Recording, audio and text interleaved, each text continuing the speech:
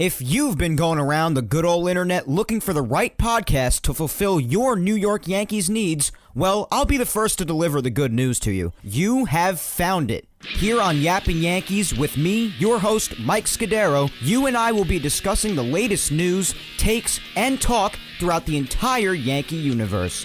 Oh, and there may be some ranting on my behalf. Yeah. Anyway, what do you say we get to it? Let's get to yapping! Hello there, my fellow Yankee fans, and welcome to episode 112 of the Yapping Yankees podcast, where we yap about the Yanks and nothing but the Yanks.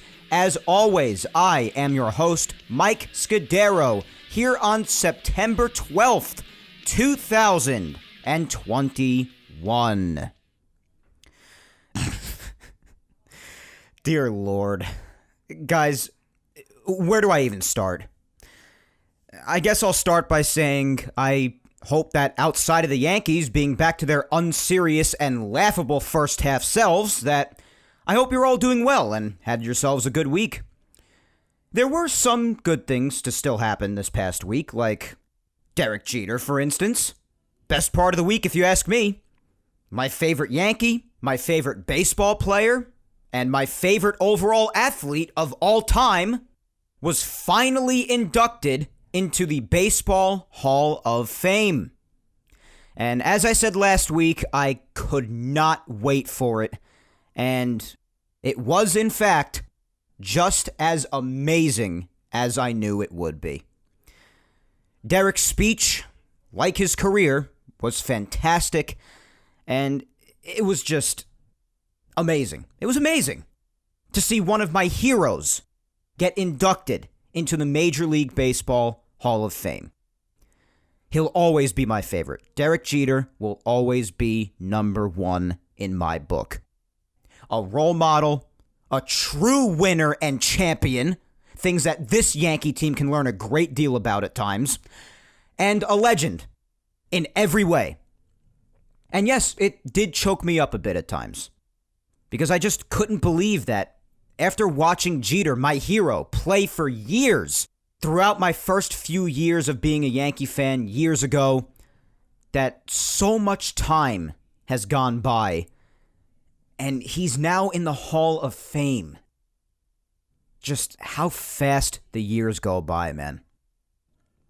So congratulations to my personal favorite of all time, role model, baseball player, Yankee, athlete overall, our captain, Derek Jeter, on his more than deserved Hall of Fame induction, and Larry Walker, Tim Simmons, and Marvin Miller as well, who were also inducted alongside Derek.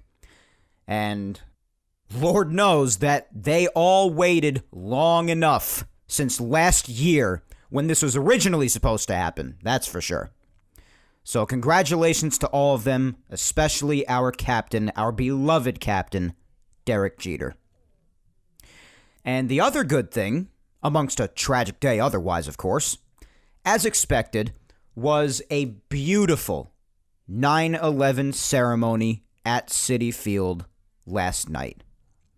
20 years since that horrific day in 2001. 20 years.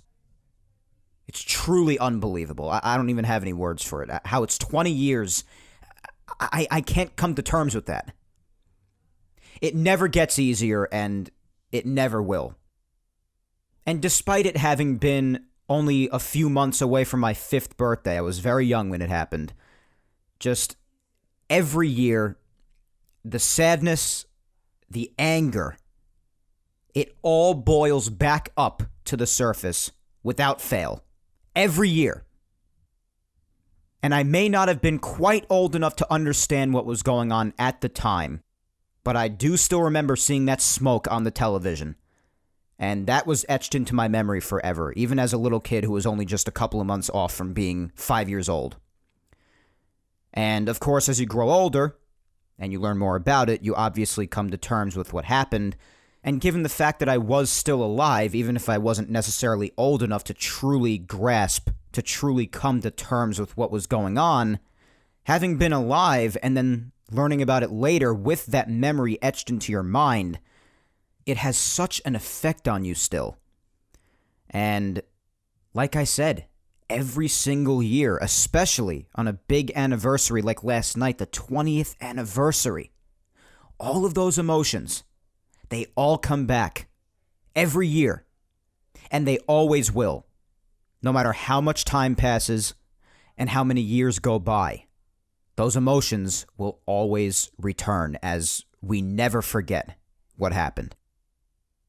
We shouldn't forget, we can't forget, and we will not forget.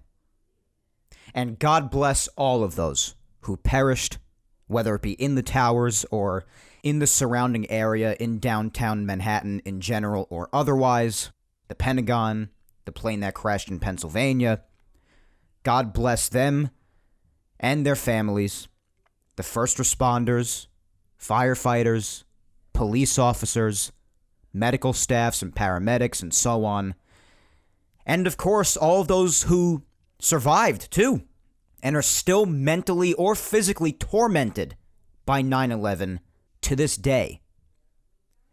And before the game yesterday, it was just a beautiful ceremony. A beautiful ceremony. It was beautiful. And it was just, for me, things like that, they serve as yet another beautiful reminder that in the end, guys, regardless of political party or affiliation or any of that crap, we're Americans, guys. We're Americans. Let's act like that towards one another, especially on days like yesterday. Let's not forget that, guys. And let's not ever forget about those who tragically lost their lives, all the first responders and emergency staffs, and all of those still affected by that day to this day and will always be until the day they die. Let's not ever forget about all of those people. God bless them, and God bless America.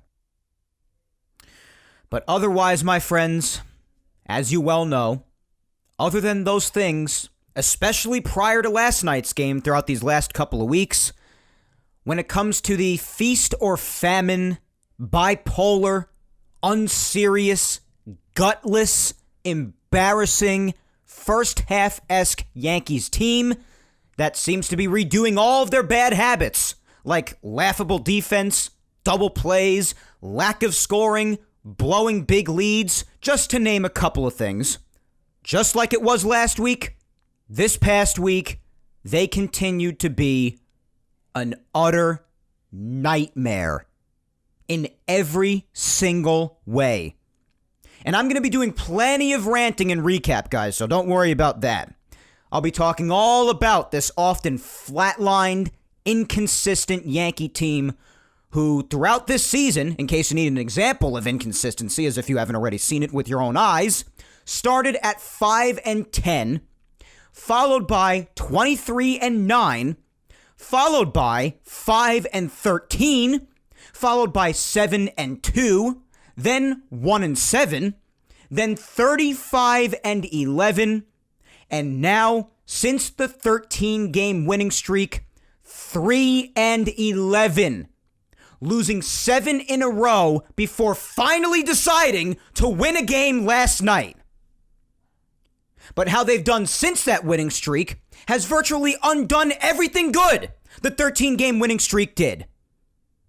And I'll talk all about how they've once again just looked like the Titanic these last couple of weeks. Sinking hard and sinking fast. Continuing to find new ways to lose. Whether it be the offense, whether it be the defense, whether it be the starting pitching, whether it be the bullpen, or maybe even a combination of some of those. And with this team, throughout the entire season, there is never any middle ground. They're either the best team in baseball, like they were in the second half until about 2 weeks ago, or they can't get out of their own way and play with the IQ of a Little League team, like they did in the first half and how they are now again. Starving for runs, like homeless people on the side of the road, begging, "Oh, please, sir, just a little bit more." constantly sitting Luke Voit when they have it in their power to constantly have him, Stanton, and Rizzo in the lineup at the same time, and they just choose not to. Keeping guys like Andrew Heaney and Brooks Krisky, up until a few days ago, up here on the main roster. That is unserious. I mean, do you want this thing or not? How do you go from being as truly awful as the first half to then being the best in baseball to going back to being the way you were in the first half? Maybe even worse. How is this possible? This is truly the most bizarre season I have ever experienced in my life. And it's the most frustrating Yankees team I have ever seen in my entire life as a fan. And I really can't imagine any other beating the bizarre nature of this season. But I also better be careful with saying that because the universe tends to absolutely detest me. But anyways, guys, plenty to get to today, as you can well hear. The social media segment will be up first, as always. And in news and recap, aside from the ranting and misery still yet to come, yeah, I got more in my system.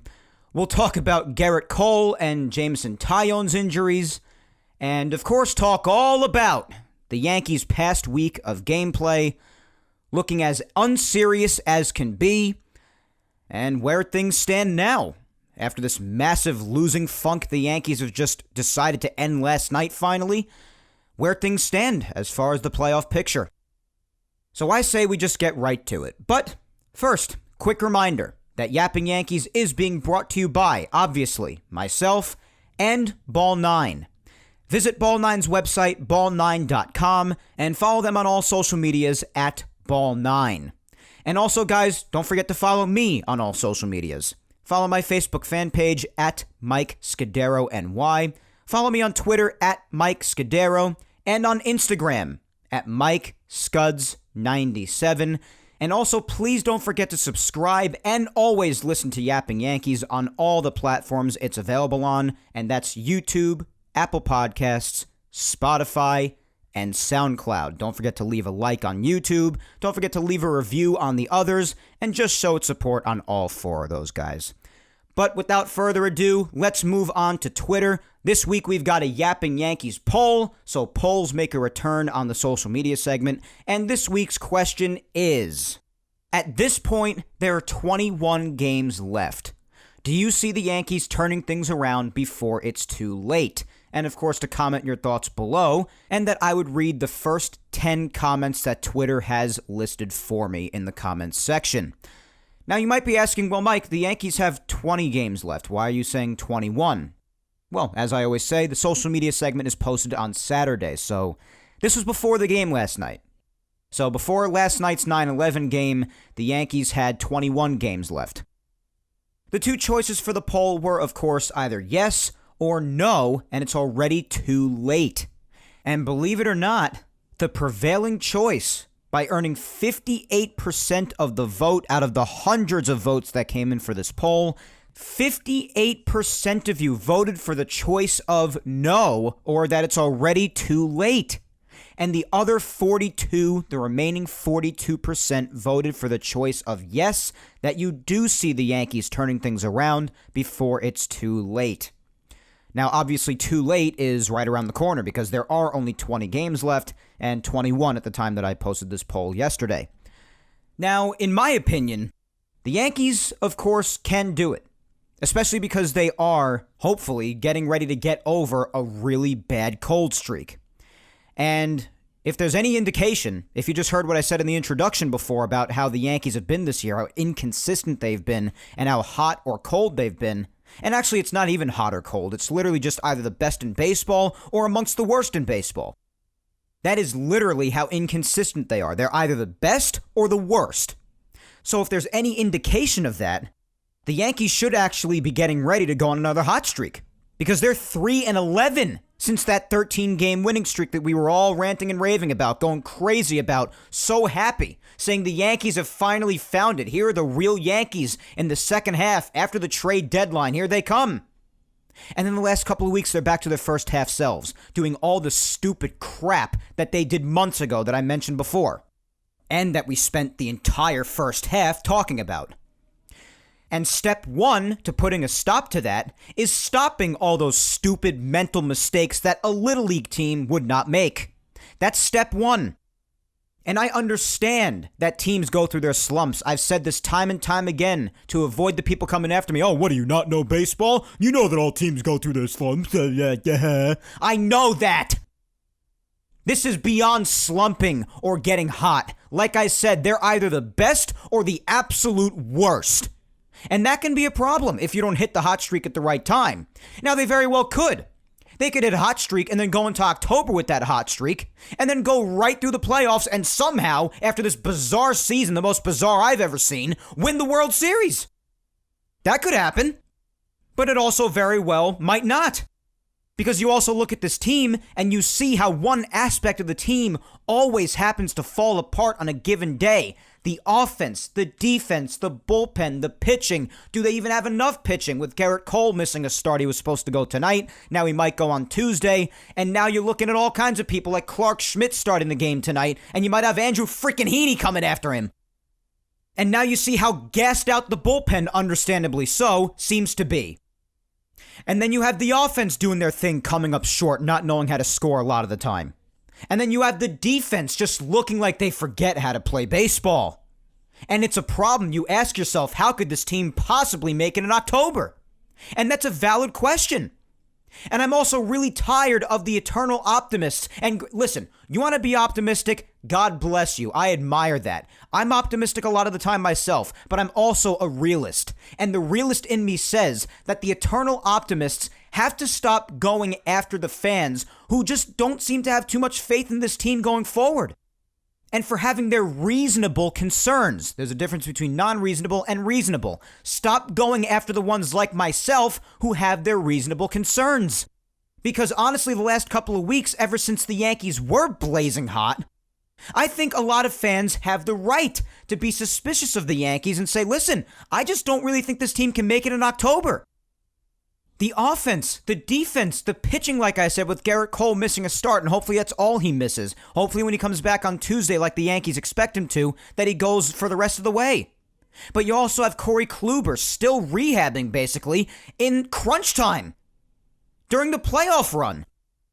You have Jameson Taillon hurt now. Hopefully he doesn't miss too much time. The Yankees seem optimistic about that. But it's still a partial tear in his ankle, which we'll talk more about later. And you have the rest of the rotation. Nestor's good, and Monty's been good.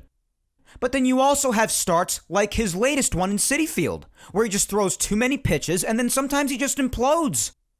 So you got the starting pitching concerns right now, and then of course with how gassed the bullpen looks. These are reasonable concerns, along with the fact of just how inconsistent the Yankees are.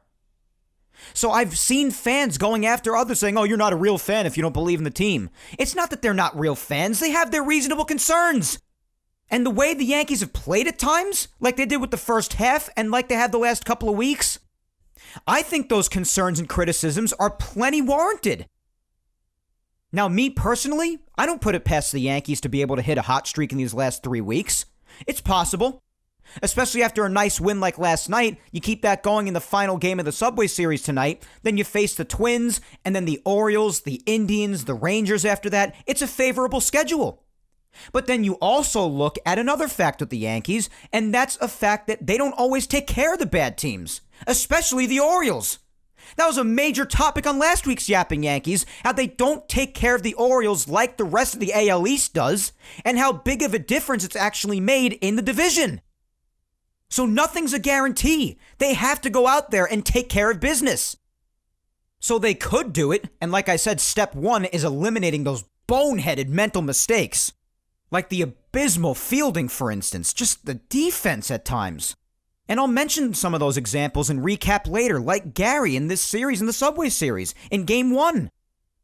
And even Gleyber Torres still some days. I mean, it's concerning. So that's step one. Get all those out of your system. And you've also got to take care of the bad teams ahead, like I just said. It's got to happen. You can't be losing games like that, not during a playoff run, if you expect to grab a playoff spot.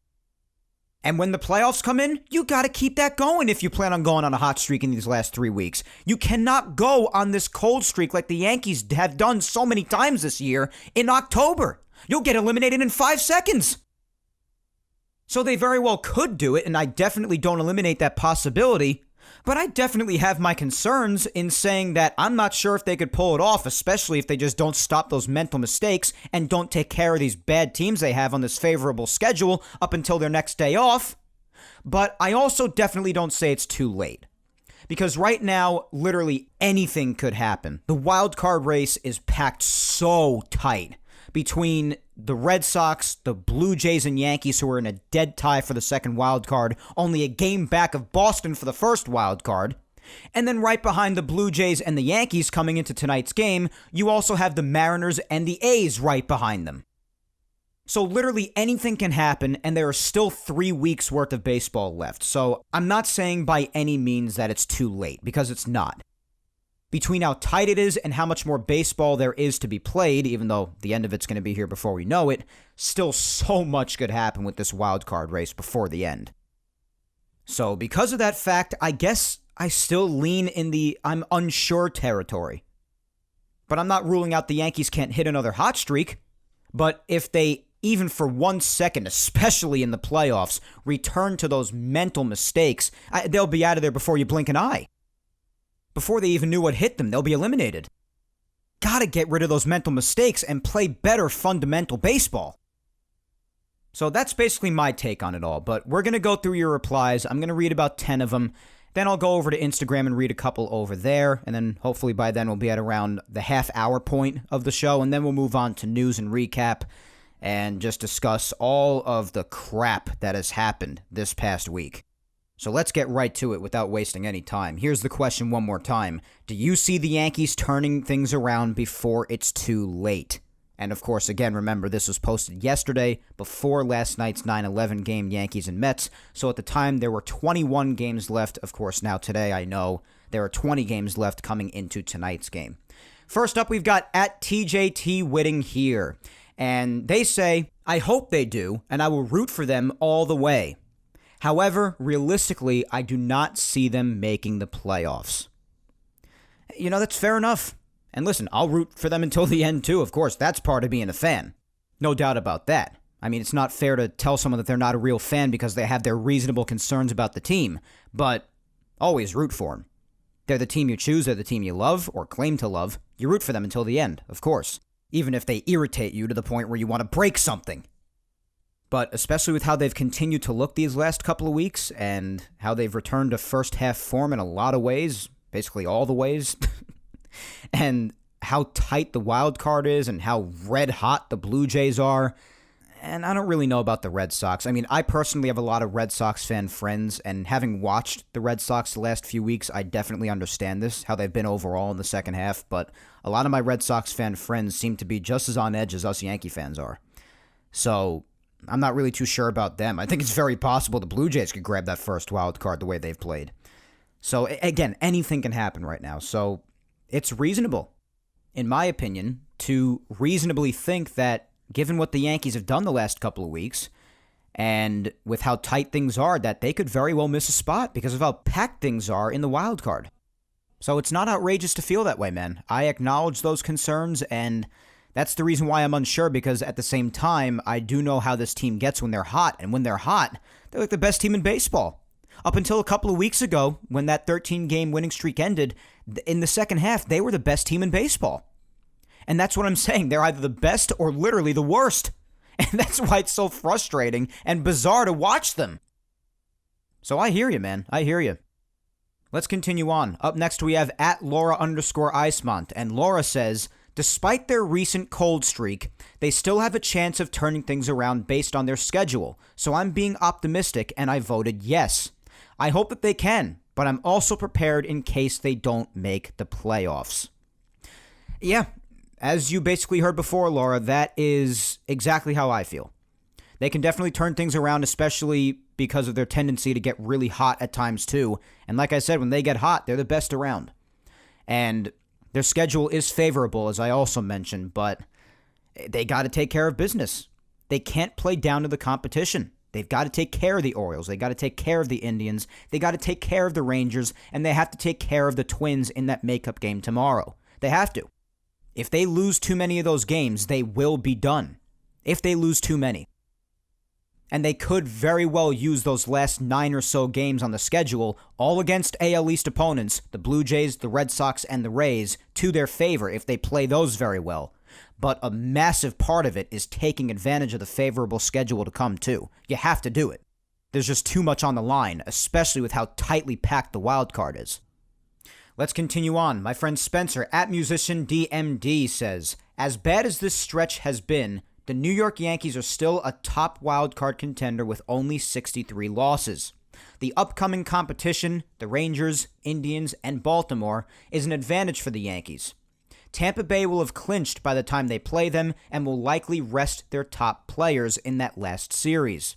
It's a matter of the Yankees executing. Yeah, that is what it's all about. And basically multiple teams are top wildcard teams because you have the Red Sox with the first one, only a game above the Yankees and Toronto, who are tied for the second. And then right behind them, you have the Mariners and the A's. And by the way, given those wildcard standings, do not even try to tell me that the AL East is not the best division in baseball, because it is. Just want to put that out there too. But you're right. They do have a favorable schedule, and by the end, those are big games at the end. Between the Red Sox, the Blue Jays, the Rays, and if the Yankees take advantage of those could be big too, but with those bad teams, the Yankees have got to get that done too. They've got to execute. They got to get it done. No excuses in this vital time of a playoff push. Next is at DanB6237, and Dan says, I feel like even if they do make it into the playoffs, their bullpen will be so depleted that they won't go anywhere. Yeah, that was a concern I mentioned before, man. The bullpen is one of those concerns because they just look gassed. And understandably so. Because between starters like Kluber, who are basically still rehabbing right now during a playoff run, and then you have nights like Montgomery's start in the first game of the Subway Series where he doesn't go deep at all into the game, and then they have to eat all those innings. And then, of course, when the offense doesn't do anything, they might extend a game into extras, and then you have to use even more arms. All of these instances, and of course also the lack of days off, that gasses out the bullpen. And it couldn't come at a worse time right now during a playoff race. So you're absolutely right, man. That is a valid concern, that the bullpen could very well be even more depleted come the playoffs. And that would be a big problem for the Yankees, a big problem. And you're really seeing now, just like I said we would, how lethal it was to lose the best reliever out there in Jonathan Loaisiga. Because look how much of a rough time they're having without him while they're depleted. And while someone like Chapman is struggling, while someone like Britton has struggled when he's pitched or otherwise just hasn't been there because he's not healthy, while someone like Chad Green is too busy giving up some of the most crucial home runs throughout the whole year. And then you also have someone out there like Andrew Heaney occupying space. So, yeah, dude, I totally get it. It's a reasonable concern for sure. Next up, we have at MountainGal456, my very dear friend Tina. And Tina says, if they could win all those games in a row that they recently won, it's possible. So yes, they can. And yeah, like I said, Tina, I don't rule that out. It could happen again, especially since they've been on such a cold streak that usually right after that happens, they end up going blazing hot again. And if they do hit that at the right time and carry that through the playoffs, I mean, who the hell knows? It could happen. It's not impossible. However unlikely it could be, but it's not impossible. So as frustrating as they've been to watch, I totally get what you're saying, and I hear you. All right, up next we have my friend Mike at MD Nelly, and Mike says, I only say yes because the schedule should be favorable, but I also thought that last week, and look how wrong I was. Yeah, exactly. That's what I'm saying.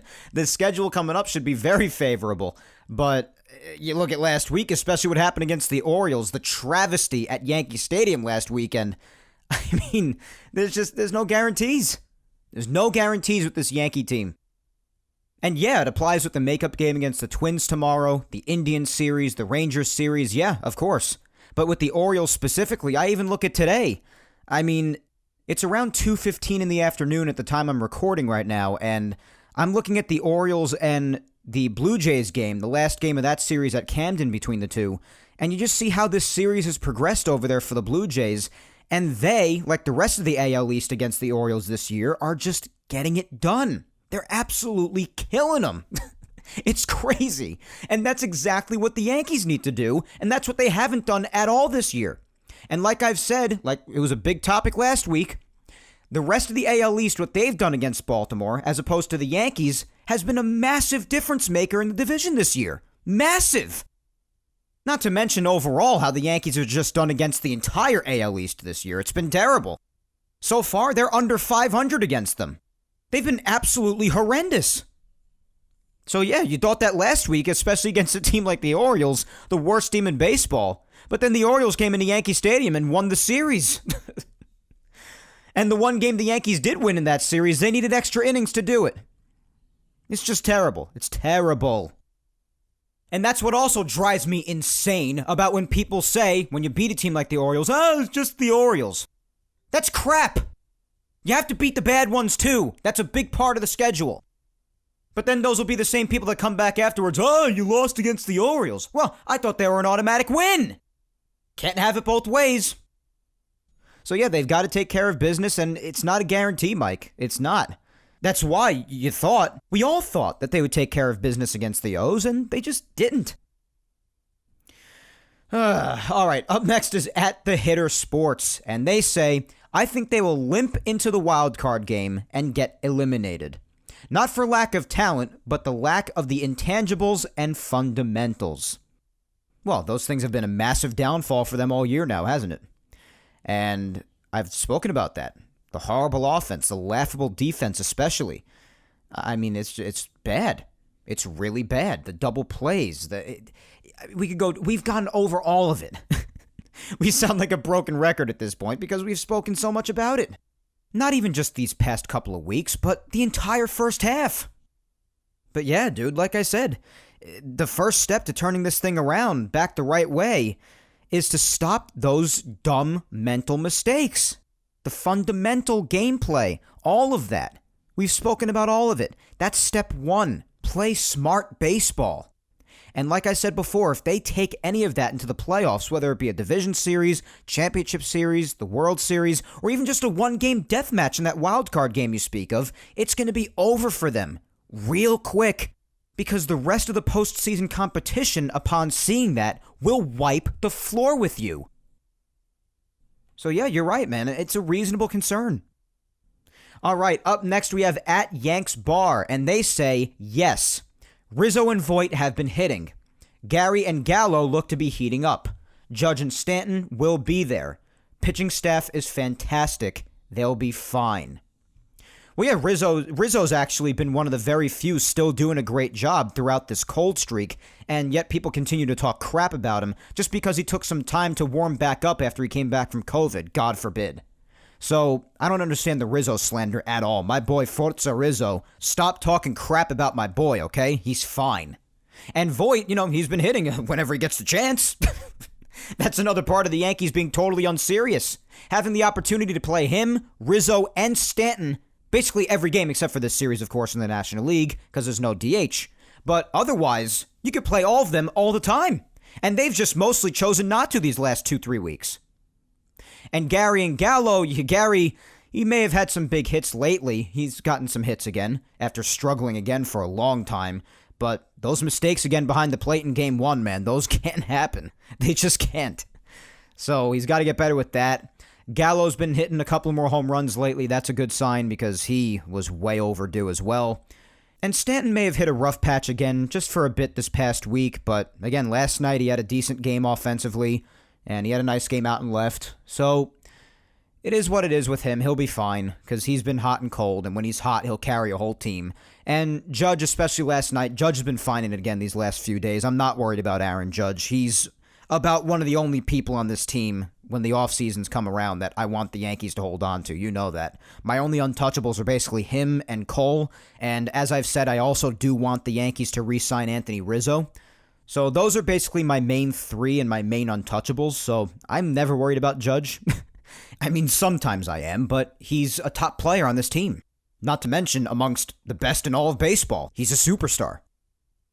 And the pitching staff, yeah, when Cole comes back, it'll be fine. And when Taillon manages to come back, and he manages to get back on track because he was struggling his last few starts before that, of course, as we know. And Kluber, hopefully he finds it before the season ends, because right now you see it's basically April Kluber still just rehabbing and getting back in there. If Nestor keeps it up and Montgomery gets it back and you get that guy some damn run support. He got run support the other night, but just coughed it up. And it was just a couple of runs, I know, but he got it right away. And he's just got to find consistency. If that happens, it's a lot of ifs. It is, I know that, but I wouldn't call them exactly fantastic right now, but they're not the main problem of the team.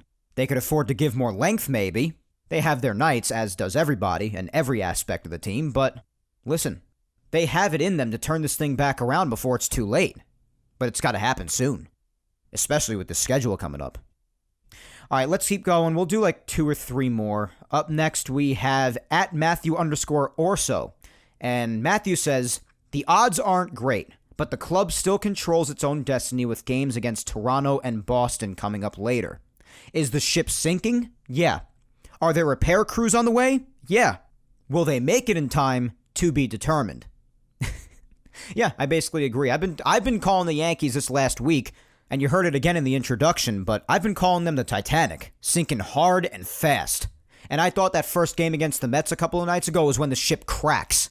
And if they don't fix it soon, the rest of it will just be the final process of the sinking. I'm not sure how many of you have seen a sinking sequence of the Titanic, but the front of it goes under the water, it goes up in the air, of course, the back of it goes up in the air, and then eventually the ship cracks, and the back of the ship is basically left all alone, goes straight up in the air, and then sinks straight down. So, more or less, that's the sinking process. And that's what I've been calling them, basically, step by step, this last week or two. And they've got to get it together, because this is not the time for it to be happening. But they've got to do it soon, and they've got to do it to the point where they can make it in time. So I hear you, man, and those games are really important. Both the bad part of the schedule, the Yankees should definitely rack up a lot of wins with, and especially those final series. Toronto, Boston, Tampa, even though you're not catching up to Tampa, but you're going to have to win those games too if the wild card comes down to those last few days.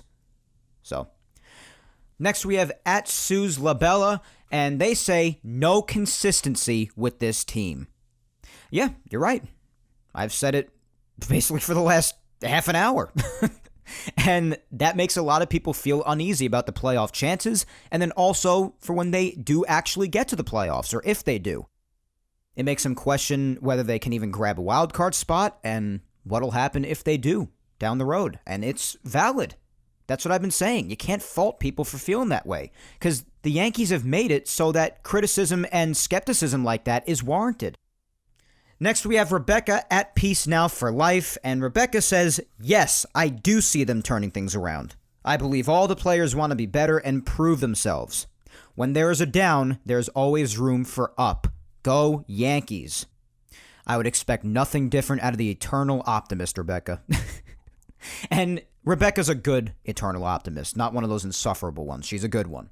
So, but yeah, listen, like I said, they've been on this cold streak, and when they've gone on these cold streaks, definitely with what I said before in the introduction, I told you all the numbers they've had throughout this season, throughout all of the 142 games so far. They've been up and down and up and down, either the best or the worst, and they've gone through that worst streak again, so maybe that best will kick in just in time. I mean, who knows? It's possible. So, all right, let's do one more here on Twitter. I'm going to do like 11. I think this is number 11. But anyway, lastly here on Twitter is at DMI199106, and they say they have the talent to make the playoffs, but probably cannot win a one-game wild card. It's tight here. I think it's going to come down right to the end, like I said, with the wild card. It's too tight to have anything else happen unless there's just a colossal collapse by Boston and or Toronto, and a colossal upswing with the Yankees, or vice versa, I don't know. And also with the Mariners and the A's too, who are also right behind Boston, Toronto, and the Yankees. Can't forget about them. So it all depends with that. Who knows? The Yankees definitely have the talent, but will they get it done with their schedule and in the home stretch here? That's a whole other story. And it's tough to predict a one-game wild card, man. That's like impossible. It's a crapshoot. It's one game. Anything can happen no matter where the game's being played or who the teams are who are facing each other. It's one game. It's a one-game death match, so it's near impossible to predict. Anything can happen. It's like a Game 7. So, all right. That is all for Twitter, my friends. I want to thank all of you who voted, replied, the whole deal. And if I didn't get to you, and there were plenty I didn't get to, because as always, just so many of you put in replies, and I appreciate all of you, as always, whether I got to you or not. Doesn't make a difference. I appreciate you all the same. And if you want to see the replies for yourself, just remember you could head right over to my Twitter page, at Mike Scudero. Just scroll down, find the poll tweet, and all of the replies are down in the comments. So thank you all, as always, for your interactions. I love you to death. But before we move on to news and recap, let's read a couple over on Instagram, voting and replying to the same question, and that question being, at this point, meaning yesterday when this was posted, there are 21 games left. Do you see the Yankees turning things around before it's too late? And obviously on Instagram you had the exact same two choices, since I had the luxury of only having two choices to choose from this week with the poll. The first choice being yes, and the second choice being no, or it's already too late. And the same choice won, as did on Twitter. The choice of no, or it's already too late, earned 65% of the vote out of all of you who voted on Instagram, and the remaining 35% voted yes, that they could turn it around before it's too late. So, not a lot of optimism with this poll this week after the way the Yankees have done these last couple of weeks. Let's read a few replies on Instagram. First up, we have official52011, and they say it's too late. See, I can't agree with that. Not with how tight things are and with 3 weeks still to go. There's just too much that could happen and too many things that could change in those wild card standings before you say it's too late. You have Boston with the first wild card coming into today, followed by the Yankees and the Blue Jays, just a game behind them, both tied for the second wild card. And then just 2 games behind them, both Oakland and Seattle. So it's too tight. It just is. So while I definitely understand both sides and think it's very possible that given this cold streak that there could be a hot streak just in time for the Yankees just before the end, I can't agree with the fact that it's too late. You can't say that right now. You just can't.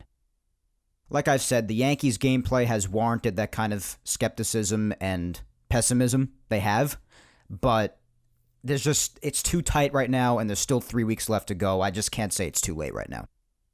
All right, let's just do 2 more in the usual final 2. First up, my girlfriend Vic Salimo, and she says, I'm always one for optimism, but it would be a miracle if the Yankees turned things around at this point, if you ask me.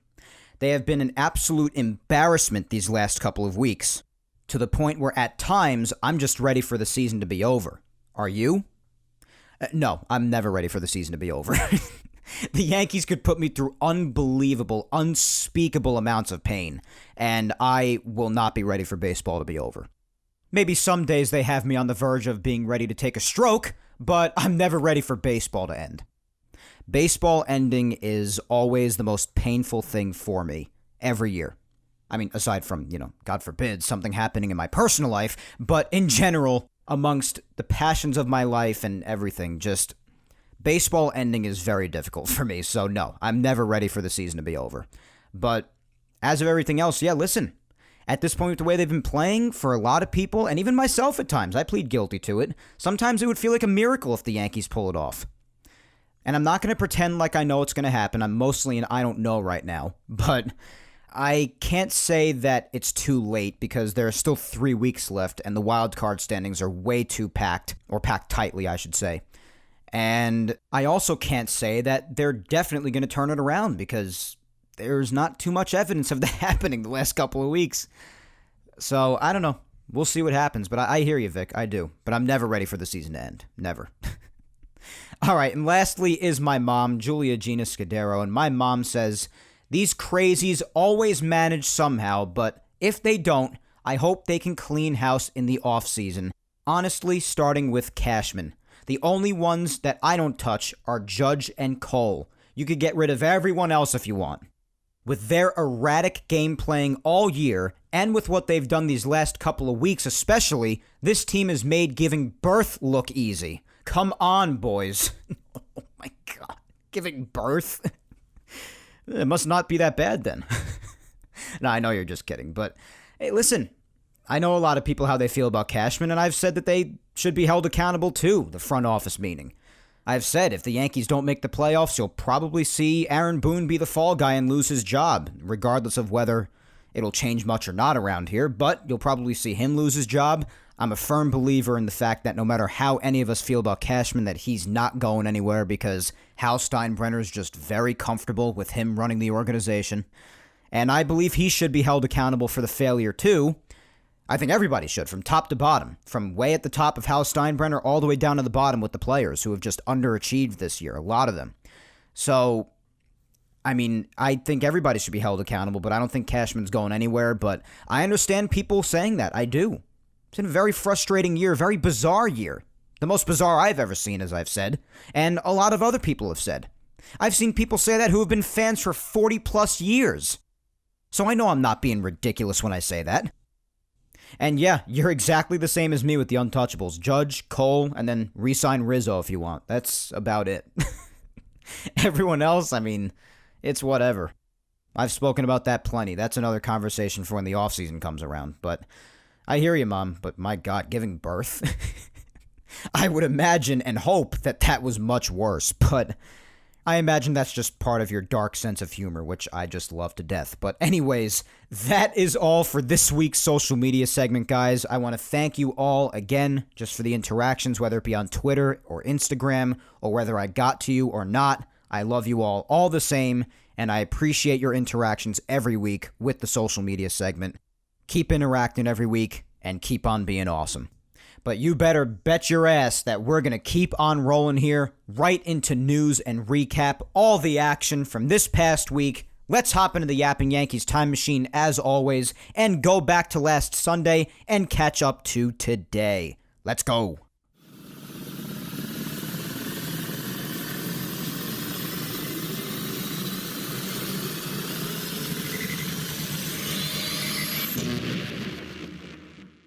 All right.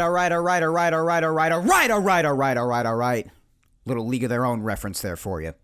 Last Sunday, the disgraceful finish to a remarkably embarrassing and inexcusable weekend series loss to the Orioles, which, as we said last week, if a loss were to happen last Sunday, would make the Yankees just 9-7. 9-7 against the Orioles, with one more series to go against them this season. And we've spoken all about that last week, and we've spoken all about it today.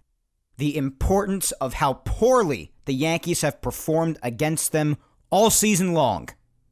Absolutely horrendous. Inexcusable. And of course, they lost that game last Sunday, a game that they should 100% have won. They lost 8-7. Corey Kluber, my boy, but has admittedly looked like his April self, again didn't make it deep into the game. 3 2/3, allowing 2 runs on 4 hits, 3 walks, and 5 strikeouts. Wasn't necessarily horrendous, but he labored, mainly having a tough time with his fastball command, and he departed early, leaving a depleted bullpen to go the rest of the way, as we've spoken about how depleted the bullpen has been.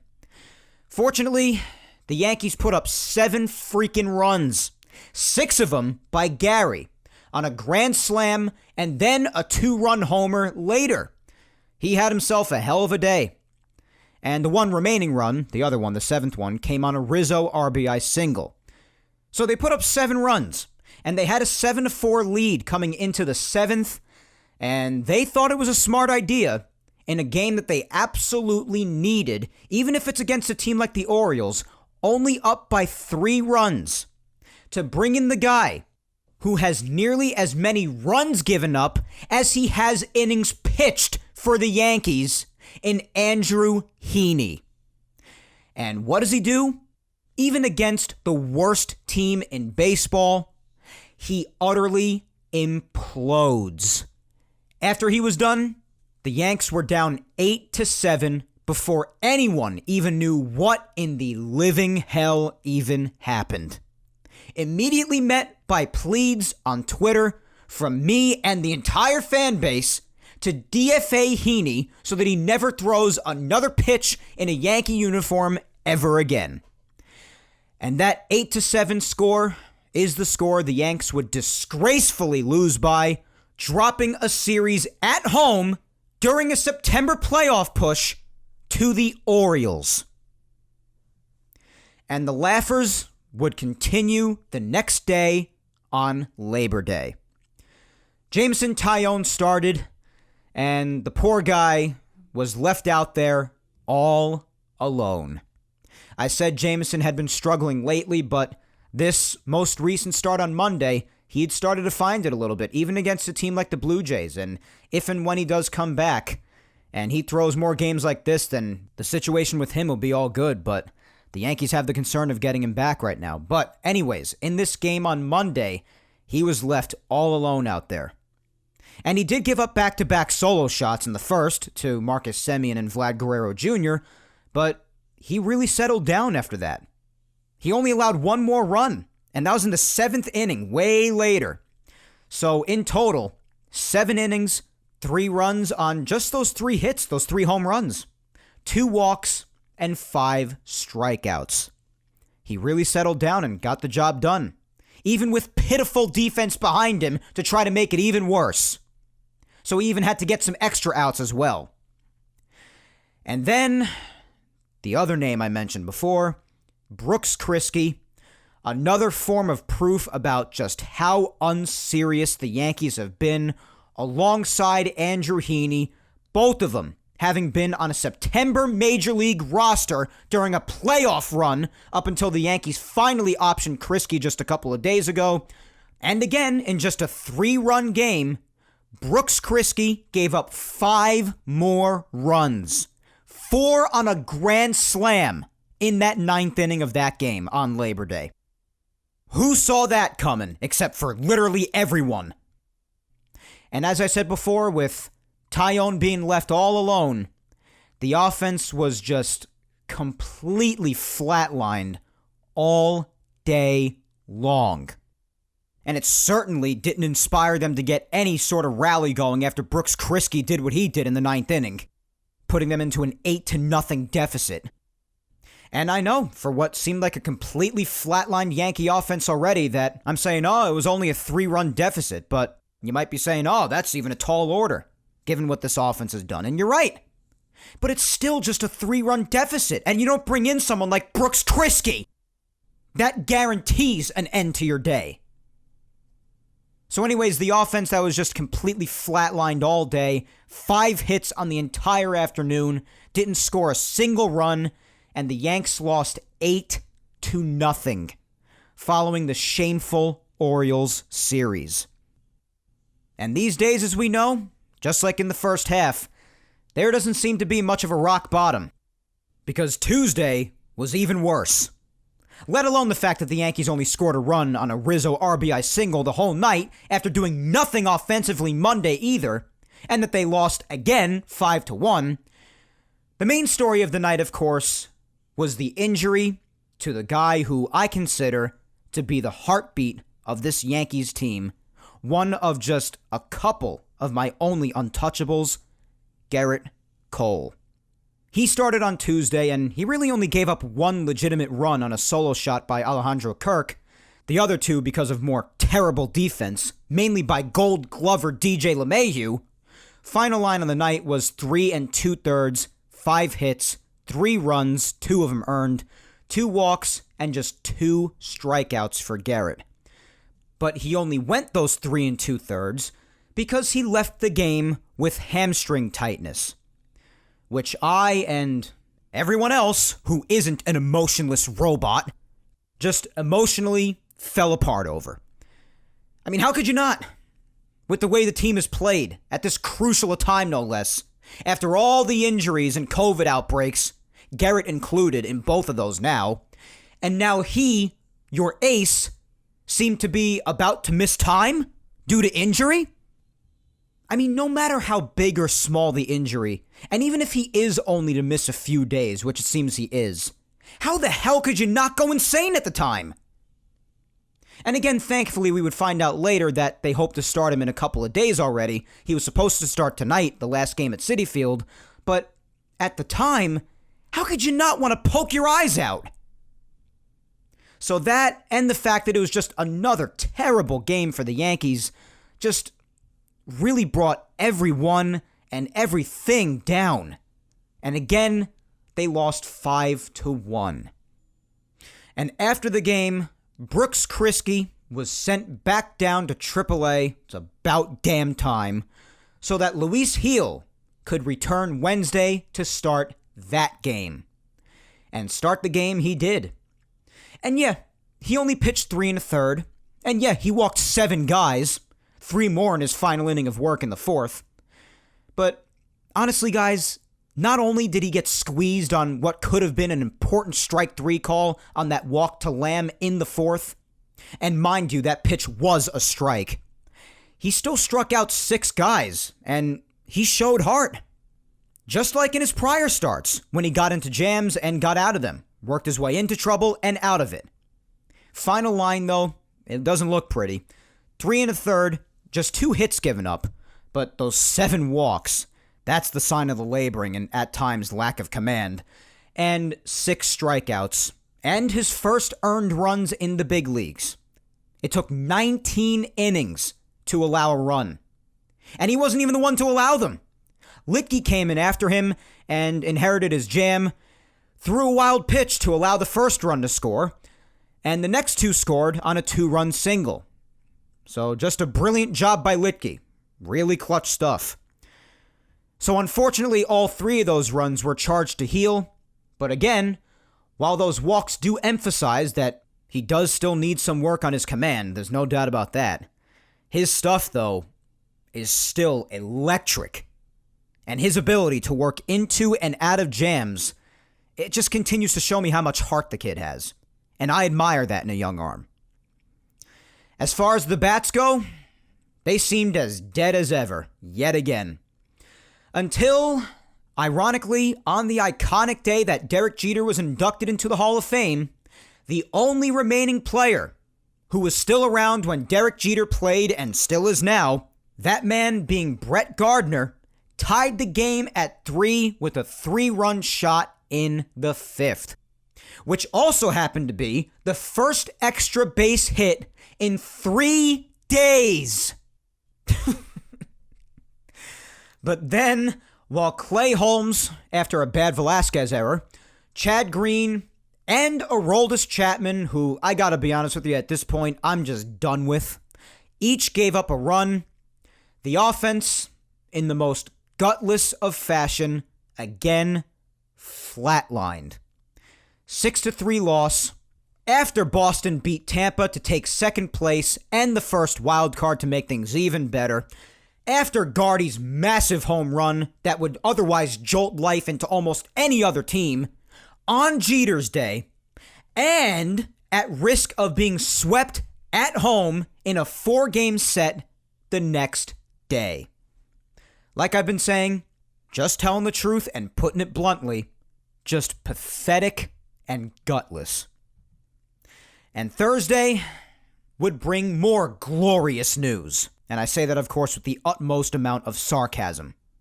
But Jameson Taillon was placed on the 10-day IL, retroactive to the 7th, with a partially torn tendon in his ankle, as I spoke about a little bit before. And that he was in a walking boot. After days of nothingness since his last start, no inclination of there being anything wrong, out of nowhere, IL stint, and he's in a damn walking boot for a few days. Just terrific. So hopefully he gets better as soon as possible and he can get some starts in before the season ends, of course.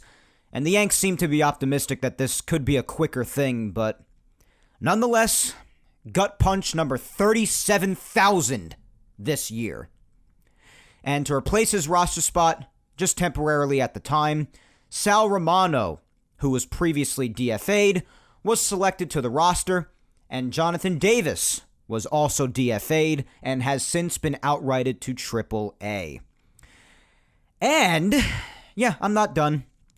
Boone also gave an update on Zach Britton, that he had the surgery on his elbow Wednesday, and not just the bone chip removal, but Tommy John surgery as well. Never said anything about that prior, but hey, that's just another day in Yankee land, right? You're given a piece of information, and then at the last minute, something else is added, either at the last minute or after the fact. So since Tommy John also happened, he's out until at least the end of next year. So if not for possibly seeing him for about 2 minutes at the end of next year, not to my surprise, but I don't think we're going to be seeing Britton in a Yankee uniform ever again, since next year is the last year on his contract. $14 million for his contract next year, out the window. So that's that. And the game on Thursday made no one feel any better. Because outside of a Rizzo game-tying 2-run homer at the time, in very similar fashion to Wednesday's game, the gutless, putrid, first-half-esque team rolled over and flatlined again in this 6-4 loss, getting swept in a 4-game set at home to the Blue Jays. Cortez started the game, gave up a leadoff homer to Bichette, settled down, and then gave up a homer to Grichuk later. But overall, he did very well, throwing 6 innings of 2-run ball. And he was really frustrated with himself after giving up that second home run because, well, the offense was dead. So he probably figured that giving up 2 runs was a death blow. And I felt bad for him because he did still throw a good game. He really did. But he was followed by Romano, for some reason, and Peralta, each giving up a run more, right after Rizzo tied the game.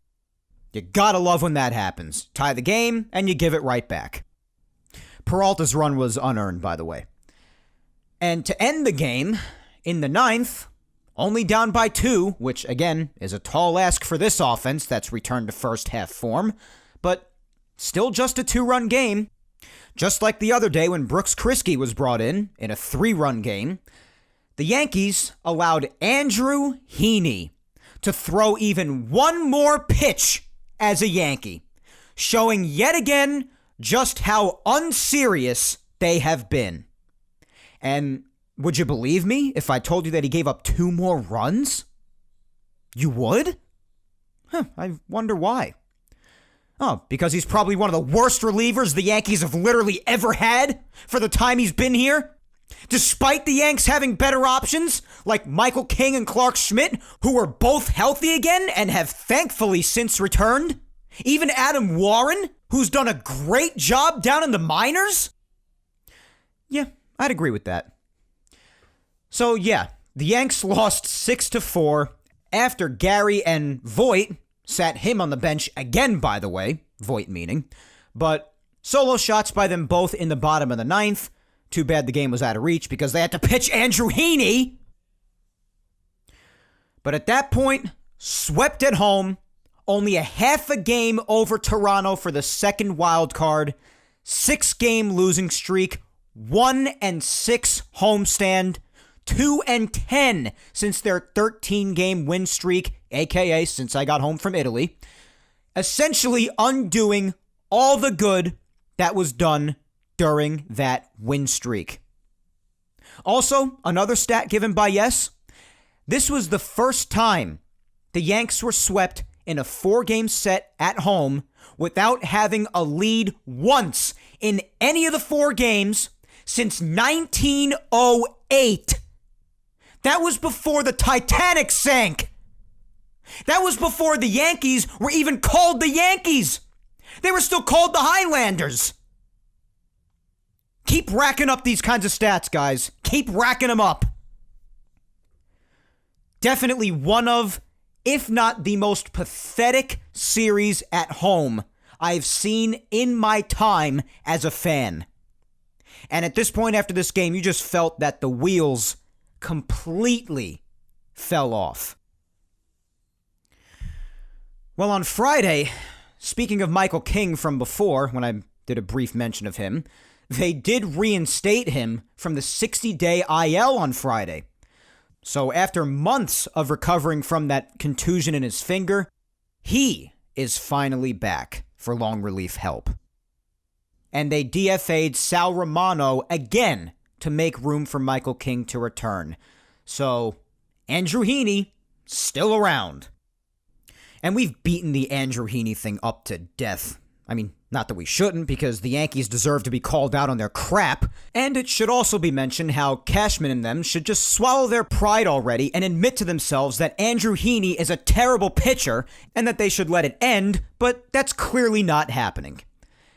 It really is amazing when everyone else but the team at hand acknowledges this undebatable truth, but let's just talk about the game quick. Stanton and Voit both sitting on Friday. Voit because Rizzo was in, and obviously no DH in the National League. I understand that. But Stanton, given the circumstances, and that he loves hitting at Citi Field, as you could see from last night, had a couple of hits. But hey, who am I to talk? I'm just someone who cares. The Yankees, though? Well, they put out a different kind of signal on the field against the Mets on Friday night. The Mets scored a total of 10 runs. 6 of them scored on the worst missed tag play at home by a catcher I have ever seen from Gary Sanchez. A bases-loaded walk. Gary failing to catch a throw by Gio, albeit a bad one, but not getting off home plate to save the throw home, which was definitely the catcher's job there. They got another one on a squeeze play, and 2 more thanks to more abysmal fielding at short by Gleyber Torres, who at this point, to be really honest with you, I'm just really tired of watching absolutely suck at shortstop. But otherwise, Jordan Montgomery, who started, he just also had zero command. Totally bombed. To go alongside the rest of the usual daily embarrassments. Always finding new ways to lose, like I said, just like in the first half. Literally just gave the Mets the game. And after scoring 2 runs on a Judge ground out and a Gallo solo shot, and the Yanks collectively just gave the game away, eventually finding themselves down 8-2 against a Met team battling to hover around 500, coming off a bad road trip against bad teams, the Yankees expectedly rolled over and easily lost 10-3 against the Mets. Not much else to say, guys. Just another embarrassing, brutal loss by this first half-esque Yankees team against their awful crosstown rival, to go along with all the other dozens of these kinds of losses. 7 losses in a row and 2-11 in their last 13 up until yesterday. 20th anniversary of 9/11, all the emotion, the remembrance, of course. And my God, was it a game to remember, with the Yankees finally deciding, hey, let's win a game. Scored 5 runs in the second inning on a 2-run shot by Higashioka, who also played a big part in saving the game with that great play in the 9th, throwing out Pilar on Chapman's splitter that got away from him. A 2-run shot by Gardy, who also played a big part in getting the first Yankees base runner in 6 innings. And then a solo shot by Judge, his 31st on the year. After that, like I said with the first base runner in 6 innings thing, talk about shooting your load. Because the Yankees didn't even get another base runner until the 8th. And in that time, between Corey Kluber and Chad Green, gave it right back, and then some, after having a 5-run lead. Corey Kluber, disappointingly, showed basically no signs of taking another step forward, going just 4 innings and giving up 4 runs on 5 hits, 2 walks, and 6 strikeouts. And Chad Green, who just continues to give up crucial home runs, as he has all year, gave the Mets a 6-5 lead on a James McCann 2-run homer. And then the Mets would add on one more to make it 7-5, and things felt pretty much done with, given this Yankees team the last couple of weeks. Headed to 8 losses in a row now, and like I said in the intro, at risk of being 2-12 in their last 14, and being at risk of being swept tonight by the Mets. But instead, Aaron Judge, game-tying 2-run bomb in that 8th when the Yanks finally decided to get their first base runner since the 2nd inning. And Judge really wanted this win, man. 2 home runs, that big diving catch in the 9th, just a great night for him. And then later on in the inning, a throwing error by Javi Baez on what should have been a double play by Voit gave the Yanks an 8-7 lead, and that would be the final. Thrilling game, losing streak snapped, lots of work still yet to be done, especially with the wild card still packed tighter than an airport sandwich. Yanks are still just 3-11 since that winning streak, and the Yanks and Jays are tied for the second wild card coming into today, and just a game behind the Sox for the first wild card. But definitely a terrific win last night in a game the Yanks desperately needed, and certainly a night to remember overall on a night filled with lots of emotion. But it's about damn time they decided to win a baseball game. All right, let's put a bow on this episode, my friends. What's next for the next week? Another week of no days off. You got the Subway Series finale tonight on ESPN. I'll probably drop this episode after the game ends. Clark Schmidt gets the ball. Hopefully he could go maybe 3 or 4 innings, maybe 1 or 2 run ball. I would take that. Then we'll probably see Andrew Heaney after him, depending on how long Clark goes. God help us all for that part. And Velasquez was optioned at least for now, so that Schmidt could be called up for the start. Tomorrow, the makeup game against the Twins at home. That'll be at 2:05 Eastern. Tuesday starts a 3-game set against the Orioles in Baltimore. Tuesday and Wednesday's games will be at 7:05 Eastern. And Thursday will be at 5:05 Eastern. It's a weird start time, but we'll see if the Yankees can finally get the damn job done against the Baltimore Orioles, which, as we've said plenty by now, they have failed at doing this year. Then Friday, their favorable schedule continues as the Yanks return home for a 3-game set against the Indians. Friday's game will be at 7:05 Eastern, Saturday at 1:05, and Sunday, when we meet again, will also be at 1:05 Eastern. But as for now, guys, that is all for episode 112 of Yapping Yankees today. Please remember to follow me on all socials, guys. Mike Scudero NY is my Facebook fan page. Follow me on there. Follow me on Twitter at Mike Scudero and on Instagram at Mike Scuds97. And also, guys, subscribe to the Yapping Yankees YouTube channel. Give a like down below on this video. And also show some love to Yapping Yankees on SoundCloud, Apple Podcasts, and Spotify as well. And while you're at it, if you got the time, listen to the past Yapping Yankees episodes that you might have missed. Episodes 34 up to episode 112 today are available on YouTube, and all Yapping Yankees episodes, including today's, are available on SoundCloud, Apple Podcasts, and Spotify. Once again, thank you 3000 for listening to me yap today, my friends. I am Mike Scudero, and I will talk to you next Sunday, September 19th, when I come at you with episode 113 of Yapping Yankees. But until then, as always, hang in there, be patient, please stay safe, look out for your loved ones, and Yankees, you got the win last night.